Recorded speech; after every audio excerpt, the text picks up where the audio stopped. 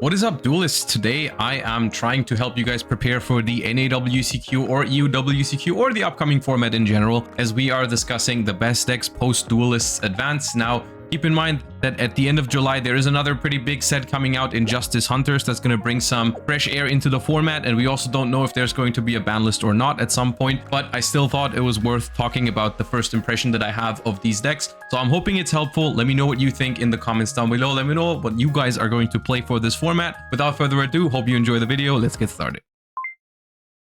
What we're going to do now is we're going to talk about the format post Duelists Advance. Let me preface this by saying that a lot of this is my first impression because I've only spent a limited amount of time testing some of these decks yet. I haven't tested every single one in detail, and I am also just throwing a guess out here as to how these decks are going to perform, and we're doing it somewhat early into the format. Of course, the format has basically just started because there is not a lot of time before the NAWCQ or the EUWCQ, because NAWCQ is next week and the EUWCQ is 2 weeks after that. So I'm trying to throw just like a first impression of the format out there so that people can maybe prepare better and maybe decide on what kind of non-engine they want to play in their main deck to counter certain decks and so on and so forth. So the way we're going to go about it is we're going to discuss some of the current top tier decks first and talk about how good they're still going to be. Then we're going to rate some of the some older decks as well as the new decks from Duelist Advance. But also I'm going to talk about the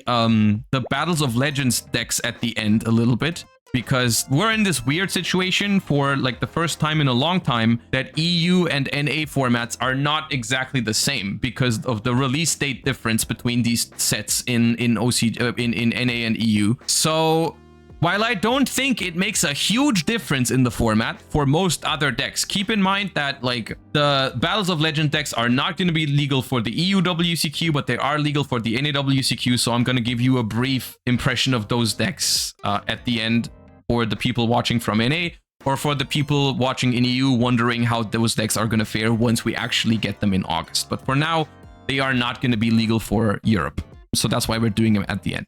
First things first, I want to do a brief little talk about Ryziel, Mitsurugi, and Malice, because I think that is the biggest question mark and the biggest thing that's going to determine the quality of these new decks is how good are those decks still going to be. Now, personally, at the moment, I do not see a reason why the current top tier decks should not still be top tier decks after Duelists Advance. They will get competition in Duelists Advance, and we're going to talk about how good that competition is, but they don't inherently lose anything, and I personally don't think that the new decks in Duelists Advance are going to overtake one of these decks by a lot. Like, Malice and Ryziel are still top tier decks after Duelists Advance. I think there are other decks that are going to be able to rival them. I think they are going to have to prepare for more stuff. There's going to be more different matchups and stuff like that. But that is kind of like a positive and a negative for these decks, because if there's more decks in the mix, it becomes harder to specifically target decks like Ryziel and Malice. For example, the more diverse the format is, the more difficult it becomes to just go like, okay, I'm going to main deck Purulia, Puvalos, and Droll, because those are the best against Ryziel decks, because they might not be the best against Sky Striker, Lunalight, Vanquisol, Orchist, Punk, whatever. You name it. Like, the format becoming more diverse with more options, I think is both of course the same goes for Malice and Ryziel decks. They also have to prepare for more other decks, and so that's going to be difficult for them as well. But I think for now, Malice and Ryziel are not going to go anywhere. I'm just going to talk about different Ryziel variations. I think pure Ryziel is more like a tier 2 deck personally, so I'm going to throw that here.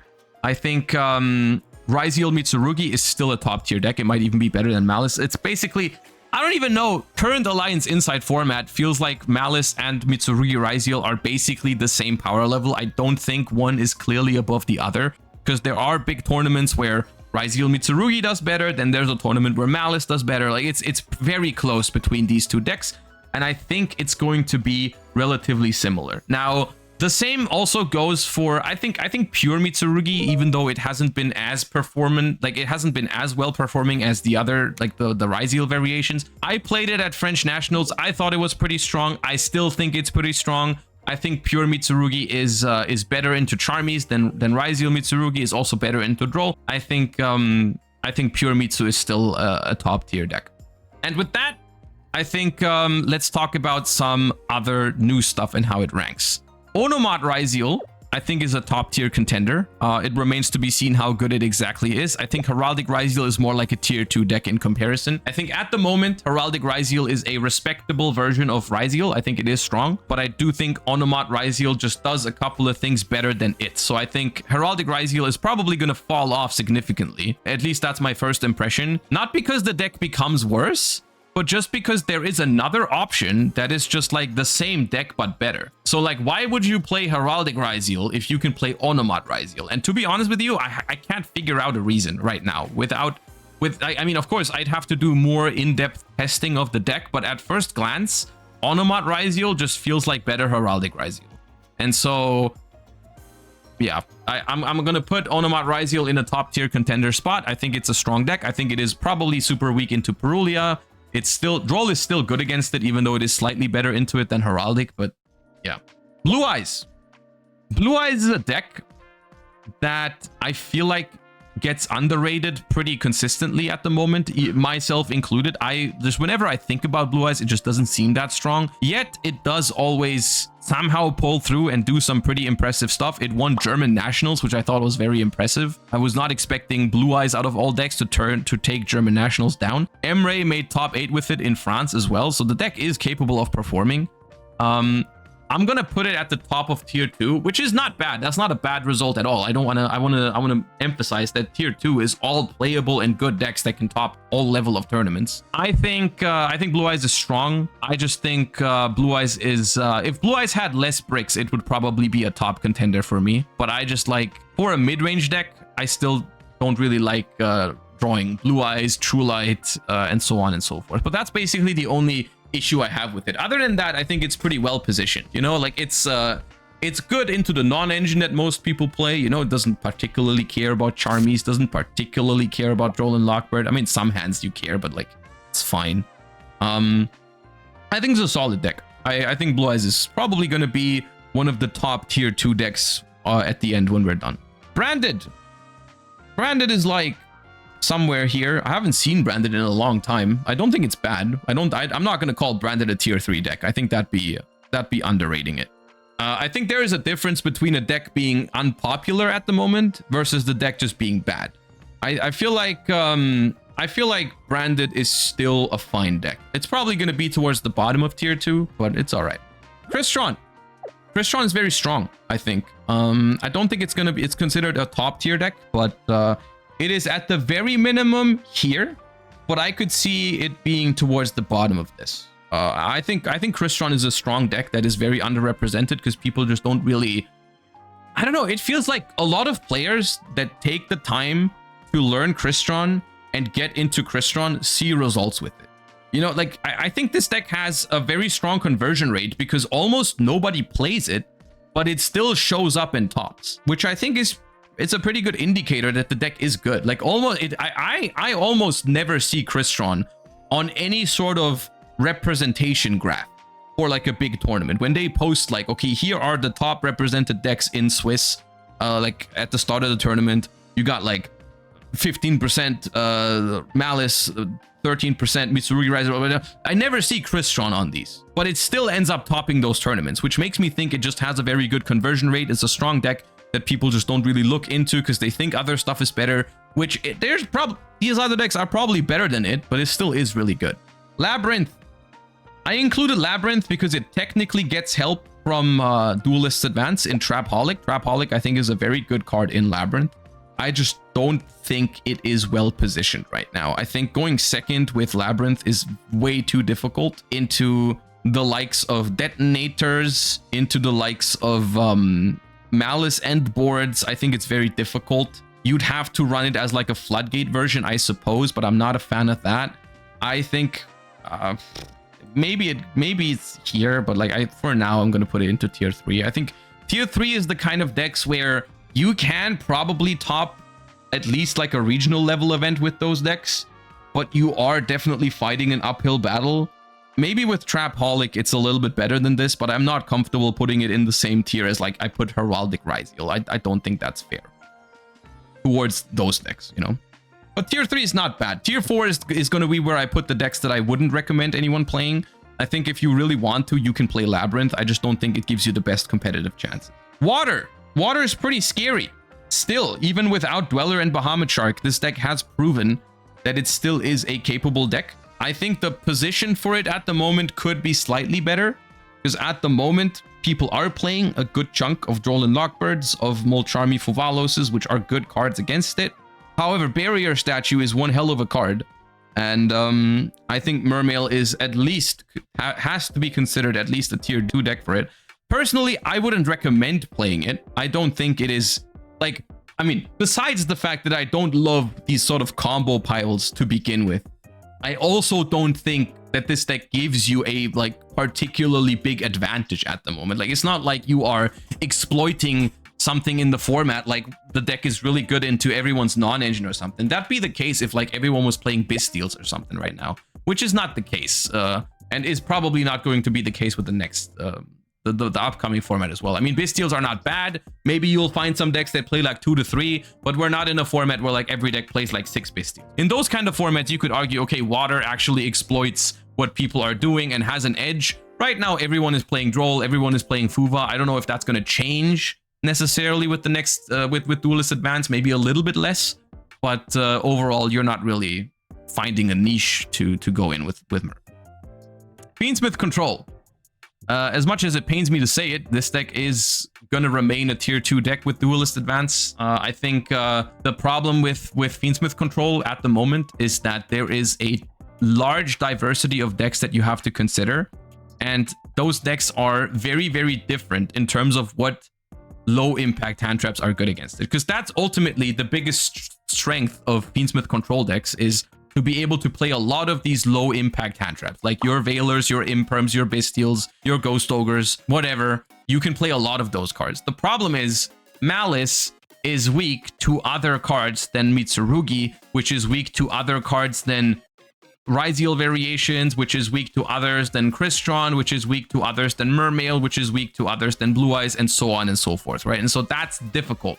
It's really difficult to build a Fiendsmith Control version that just has exactly the right non-engine for every matchup. And I think that's why it remains like a tier 2-ish deck right now. It's not bad.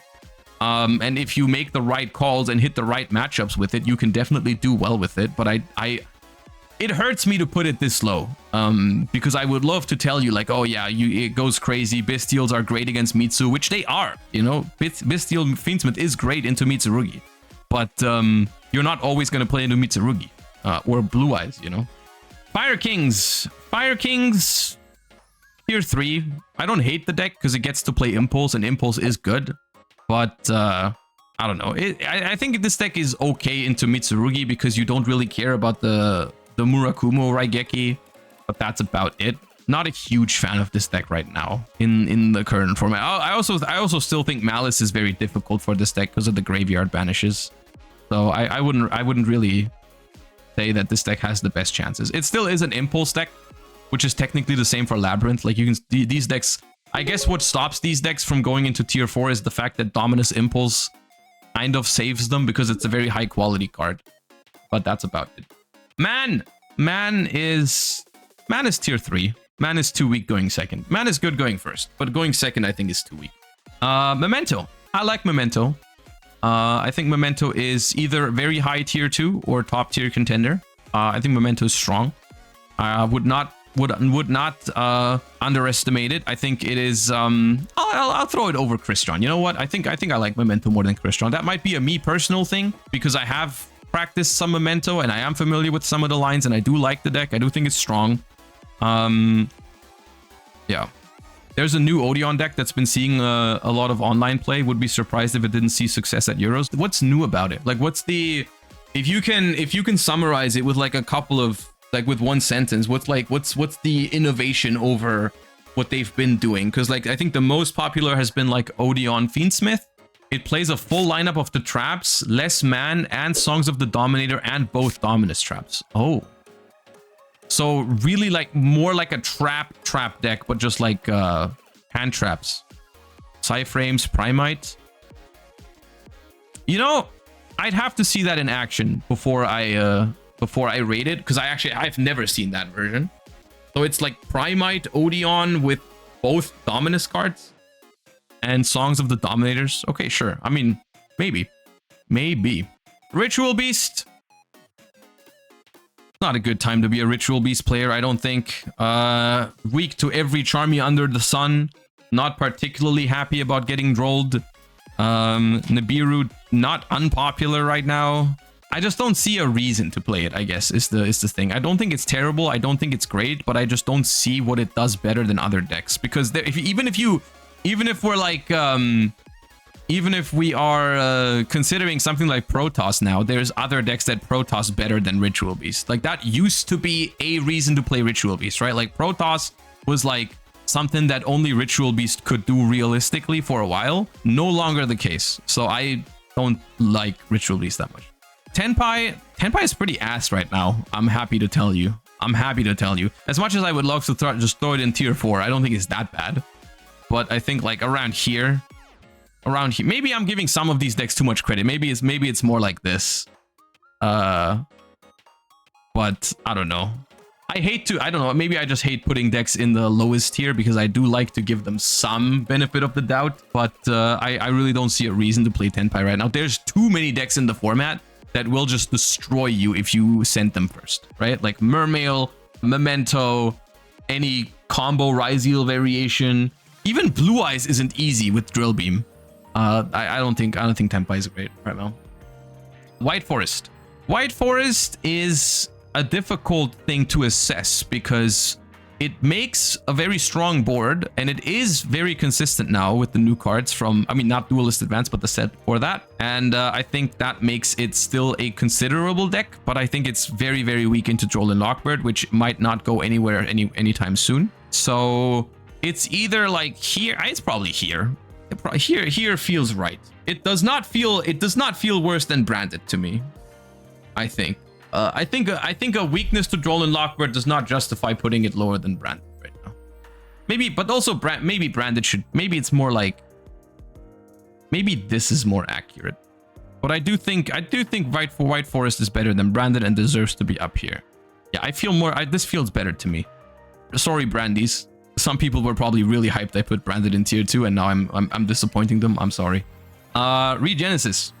As much as I love Regenesis, I think Regenesis is not good enough right now. I like the concept of this deck so much because it's so grindy. Yeah, okay, I'll do this. I just don't think this deck is powerful enough. I think it's too fair. I think it is too fair, to be honest with you. Like, I played against Regenesis at French Nationals twice. I lost the dice roll twice. They drew good hands for their deck twice. Or 4 times when they went first, and they just never win. I don't know. It's just not unfair enough. Which probably makes it a well-designed deck in terms of the fun aspect, because it is a very fun deck to play and play against. But the main reason why it's fun to play against it is because you beat it most of the time. So that's not a good sign. I don't know. Live Twin Fiendsmith. Live Twin Fiendsmith is cool, but it is very, very bad into Fuva, I think.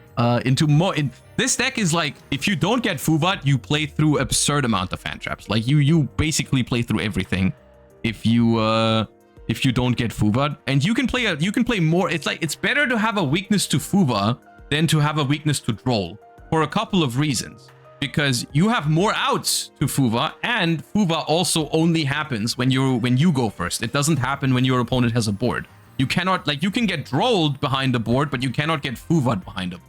So having a weakness to Fuva is not the same as having a weakness to Droll, which is why I think this deck is fine. I think I would rate it higher than Fiendsmith Control, simply because it has a little bit of more power to it, and I don't think it's bad. I just don't think it's quite there for a top tier deck because of the Fuva weakness, but other than that, I think it's pretty decent. And now we're getting into the good stuff. Now we're getting into the new decks. I will say there is, of course, more decks in Duelist Advance, but those I simply don't feel comfortable ranking because I don't personally think they're good enough to be top contenders, like the stuff that are not on here. But I also haven't tried them enough yet to, I just don't want to, like, I don't want to take the Nouvelle stuff and just put it into tier 4 without having played it ever. That's why I'd rather leave it off of the list. And I'd rather just like speak about the things that I have taken a closer look at, rather than like say, oh, I've read the Nouvelle cards, but they're like not good enough, which I think that's how it is. But I don't know exactly where they rank. Like maybe if you put a lot of work into the new Nouvelle or into the Monarchs or whatever, you can make it a tier 3 deck probably, or not unlikely at least. So yeah, but the decks I have looked into are from Duelist Advance. I've looked into Sky Striker, Vanquish Soul, Lunalight, and some Archmage a little bit more. So I want to talk about those 4, and I do think those are the 4 most interesting decks in Duelist Advance competitive wise. Let's start with Sky Striker. Sky Striker, unfortunately, as much as I like this deck and as much as I was considering playing it for Euros, and I still am technically. I said in a previous video, I said I'm considering to play Sky Striker or Vanquish Soul at Euros if either of these is good enough. They don't have to be the best deck in the format. I'm happy if they're like 3rd, 4th, or 5th best deck. I'm still willing to play it because I think they're super fun. For Sky Striker, unfortunately, I'm a little worried about particularly Drolin Lockbird. I think ruins this deck, basically. Like, because the problem with Sky Striker, basically, when it comes to Drolin Lockbird, is that you're not even trying to do something super unfair with Sky Striker. And those are the decks that usually suffer the most from Droll. Because if you look at something like the Ryziel hybrid versions, those are usually willing to take a weakness to Drolin Lockbird. Because you're like, okay, if they don't have Droll, I'm doing some crazy stuff. You know, my win rate if I don't get Drolled is through the roof. So I'm willing to accept the chance to get Drolled to play one of those decks. With Sky Striker, it's a little different because even if you don't get Drolled, you don't auto win. Your deck doesn't do the crazy stuff. There's a high chance that where I'm putting this deck right now is there's copium in here. There's a chance it's lower than this. There's also a chance if Drolin Lockbird sees less play, it's higher than this, because I do think this deck is good if Drolin Lockbird doesn't get thrown at you. I do think it's a very good deck. I like it. I think it's very fun. I'm still going to try to make it work. But I think rating it higher than tier 2, I think would not do the other decks justice. I don't think, as much as I would love to put it higher, I just don't think that's realistic right now. I think there is a potential future for this deck. If there's a ban list that hits Ryziel, and as a result, people play less Droll, then I think Sky Striker can actually be a top contender. For now, I think Drolin Lockbird is not going to go anywhere. And that's why I think Sky Striker is here to stay. Is here to stay in tier 2, rather. Vanquish Soul, on the other hand, is currently the one that I'm more likely to play at Euros. Not because I think it's definitely the best deck, but because I do think this deck has what it takes to be a top 3, 4, 5 deck in the new format. I think Vanquish Soul is a top tier contender. I think this deck's very good. I think Holy Sue gives this deck crazy good plays going first and going second. The ceiling that this deck now has is definitely strong enough. And I think this deck has another very strong advantage in the upcoming format, which is that it can play on the opponent's turn, making it so that if you get Drolled or Fuvat or Peruliad, I don't think it hurts this deck much. And that's good. That's a good advantage to have in a format where those cards are very present, at least at the moment. So I think Vanquish Soul is a top tier contender. It's also very fun. There's a chance this is slightly copium, because it might be slightly worse than this and I just want it to work. But as of now, as my first impression, some first testing, some first building with the deck, I think it's good enough. And this is also, of course, this is before Justice Hunters. Once Justice Hunters comes out with K9 Vanquish Soul is a top tier deck. I'll say this right now. I'm probably going to make more content leading up to Justice Hunters. But when Justice Hunter drops with K9, I think Vanquish Soul K9 is a top tier deck. There's no question about it. Even though Mitsurugi and Malice are not invalidated by Vanquish Soul, they are still good decks, and they will be good decks, potentially even post Justice Hunters. K9 Vanquish Soul is a top tier deck. That deck is powerful. It might even be the best deck after Justice Hunters. For now, I think the deck is already playable. I think the new Vanquish Soul cards are great. I think the deck is good. I think the deck is fun. I'm going to try to make it work for Euros. I do think there's a chance it's like the 3rd best deck, which would be good enough for me to play it. But yeah, I'm throwing it on here. Lunalight. Lunalight is a top tier contender. I think Lunalight is scary. And I think this is the main takeaway from Duelist Advance here, is that there's a lot of stuff that has great potential. I don't think there's anything in here that immediately overtakes Malice or Mitsurugi as the top deck in Yu-Gi-Oh! Right now, but there are decks in here that are very, very interesting and deserve to be looked at because there's a chance that they perform. Because here's the thing about Mitsurugi and Malice format that we're in at the moment. Both of these decks are arguably the best decks in the format right now, but all of these other decks down here have seen great performances. And I'm not talking they have topped a tournament here and there. Almost every single event at the moment, you see multiple tops for Memento, you see Crystron tops, you see Blue Eyes tops, you see Mermail tops, you see some Life Twin tops, some Fiendsmith Control tops, maybe White Forest even. Some other Ryziel versions, you see them in Top Cut. And some of them are getting very far into the tournament. Like you see, Crystron has won a smaller Nationals in Europe. Blue Eyes has won a Nationals. Memento has won a Nationals, Italy. Like these, it's possible to compete with these decks without being better than them, right? Like, and I think Luna Light, Onomat, Vanquish Soul, maybe even Sky Striker to an extent, all of these decks have the potential to compete with these decks without being like the best deck of the format, but still being able to take a couple of top cut spots or maybe even win a tournament. And Luna Light in particular is like very, very polarizing because its win condition is so weird, right? Like it wins off of just making big towers that also Raigeki your opponent and you summon Baguska next to it. And it's like, that's a broken win con. And if people don't play hand traps to prevent it, you can auto win against someone even if they draw 5 cards off of a Fuvalos, even if they draw 8 cards off of 2 Fuvalos or whatever. You might still win if they don't have their deck built properly. Because the thing is, the cards that are good against Luna Light are not that good against some of these other decks, you know, like the Charmies are not particularly effective if they just pull through and do the thing anyways. And the thing that I found most effective against Luna Light is like the more low impact hand traps, like the Imperms, the Veilers, the Graveyard interaction with Crow and Bystials. I think those cards are okay or solid against Luna Light, especially if you draw multiple. The problem is that doesn't seem to be the best approach against Malice and Mitsurugi at the moment. And that is interesting for Luna Light, because if most people focus on Malice and Mitsurugi and ignore Luna Light in deck building, then the deck could pop off. So I think that's why people are looking into it at the moment. That's why it could be a good meta call if people aren't prepared for it. And that's why I would encourage everyone to take a look at Luna Light and what you can do against it. And be prepared for it, because otherwise it might run away with a bunch of tops and maybe even win a tournament. Medius the Pure / Artmage. Let it be known, I think this deck is going to be pretty good in the future. For now, I think it's a high tier 3 deck. I think the deck is better than people give it credit for at the moment. I don't think it's bad. I think you can already play it if you want to. It seems fun. It doesn't seem good enough yet. But of course, as this is the new main lore archetype, there's a high chance that it will be eventually. So for now, high tier 3, worth trying, worth messing around with. I think it's not bad, but not quite good enough. And that's how I feel about just the Duelist Advance format. Now let's talk about some of the Battles of Legends stuff that I find more interesting in particular, even though we don't have them in Europe yet, but I think it could still be helpful with the NAWCQ and the people that are watching from NA. Orchist, I think, is the best archetype out of Battles of Legends, and it's not even close. And I think Mitsurugi Orchist is a top tier contender from what I've seen. Orchist Mitsurugi has great synergy. You don't care about the Dark Lock when you're playing Mitsurugi, and I've seen some great things from this deck. It seems like a very sound concept because it covers each other's weaknesses pretty well. You know, the Orchist cards don't care much about Droll and Lockbird, so if the Mitsurugi part gets drolled, you can still do some pretty cool Orchist stuff.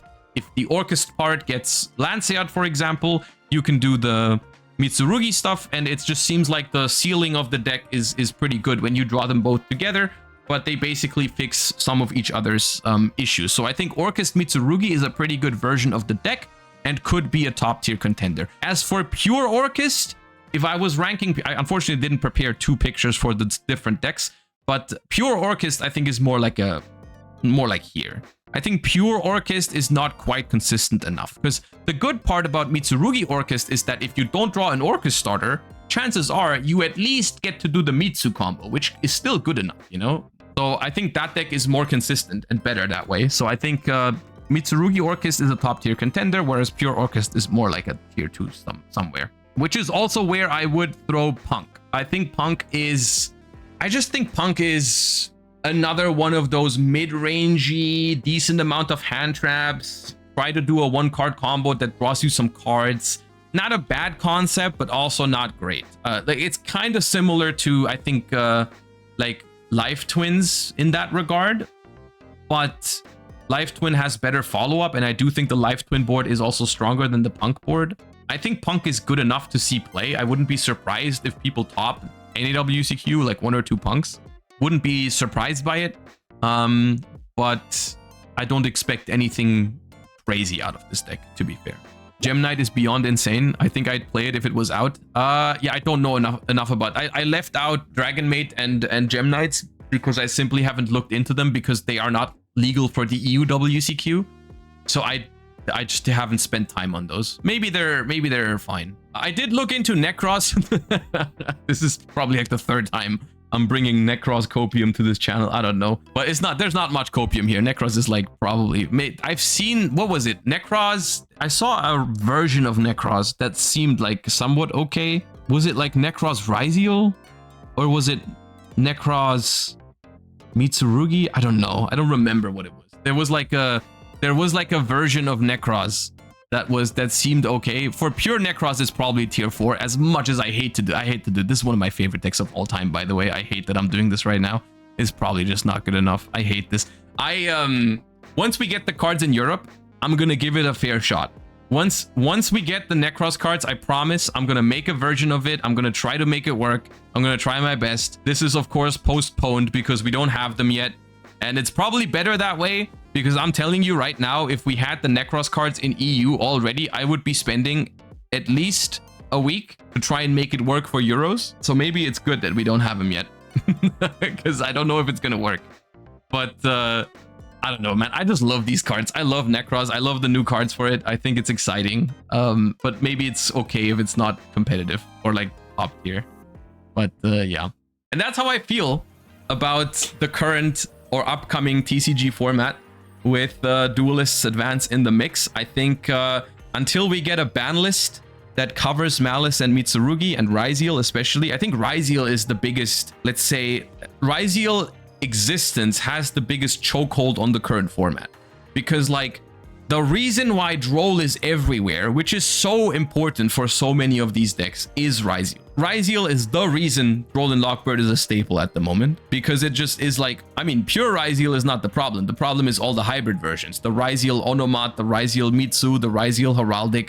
Those decks just go crazy. And that's difficult to deal with if you don't have Droll, and that's why Droll is so popular. If that changes on the ban list, if they hit Malice, Mitsu, Ryziel stuff, then a lot of this stuff down here is competing for top tier. Like a lot of decks suddenly have a say in top tier if they weaken Malice, Ryziel, and Mitsu just a little bit. And of course, we are also awaiting Justice Hunters at the end of July. So there's not like, this format is going to be relatively short because there's 2 things on the horizon. Justice Hunters bringing us K9, Draco Tail, and Yummy, which are all top tier contenders, as well as a potential ban list that could happen any moment. I don't know exactly when it's likely. I think after EUWCQ could be something like in August or late July, and that is going to shake this up significantly. For now, Malice and Mitsu I think are going to stay at the top, and some of these newer decks are more like